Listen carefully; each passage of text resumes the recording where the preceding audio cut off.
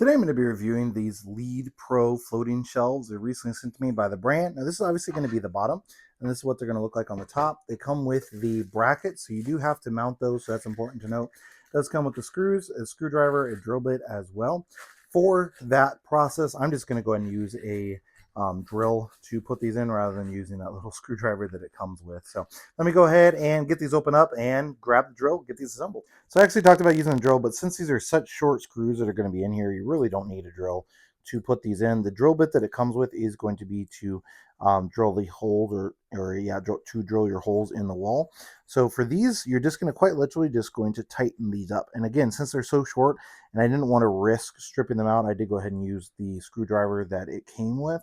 So I'm just going to go ahead and put those in, and you just have to do this on all of your 3 shelves that it comes with. So it does come with 3 shelves and then the brackets for all 3 shelves. So you're just gonna have to take and attach those. And then obviously these brackets are going to go into the wall. Now I'll give you the measurements on these. Specifically, the thing I was wondering about is whether I would be able to hit multiple studs with these or not, because sometimes they'll be just the perfect length apart where you can hit studs if you're 16 on center, but if you're 24, or you got a weirdo house where you got different dimensions, which has happened to us before, then they won't work. But after I get these screwed in here and put on, I am going to measure between all these screw holes and see exactly what the measurements are. Obviously, if nothing else, I can make sure to get one side into studs and then just put the drywall anchors on the other side. So that's certainly not the end of the world to do that. Obviously, personally,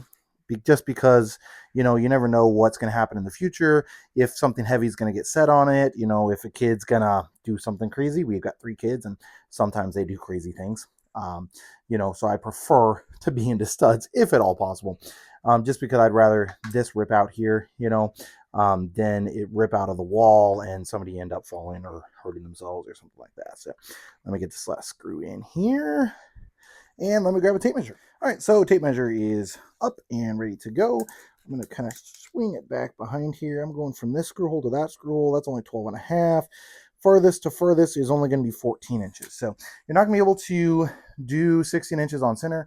The actual length of this entire thing is actually going to be under 16 inches. So total length on this is only going to be about 15 3/4. And then depth on this is going to be about 6 3/4. And then your width, now this is just going to be the board itself. That's looking like about 1/2 inch or so. The full bracket all the way down from the top of the shelf, it's going to be about 6.5 inches on that. So let me go ahead and get this installed. I think I'm actually going to put this in. We've got a rustic room that we've got going on where we've kind of like taken some old boards like off of a barn and we want it to look kind of rusticy. So I think that's where we're going to go ahead and mount these. They do have some different colors that you can choose. We went with the black for this one that they sent to us. So I'm going to go ahead and get it mounted to show you what it looks like. So you can see what it's going to look like up here on the wall. Now I would recommend, this doesn't come with the level, I would recommend getting a little level. You can get them real cheap from the store, even if you just get like a 2-foot one or something like that. You can easily make sure that it's actually going to be level. You can obviously measure up from the floor as well. That should get you relatively level. Now, what I would recommend, and I've only got the bottom screws in here just to kind of show you, what I'd recommend is putting one screw in the bottom here, then putting your level on top. Because actually, if you get this one relatively tight, it actually makes it super easy. So you can mount this with one person without any issues. You don't have to have a second person. Just tighten up this one. So the one you've got into a stud, just tighten it up a bit and then get your level. And then what you can do is you can mark your holes here, here, and here where you're going to put drywall anchors, assuming you're not into wood like I am here. And then you can mark your drywall anchors on the one side.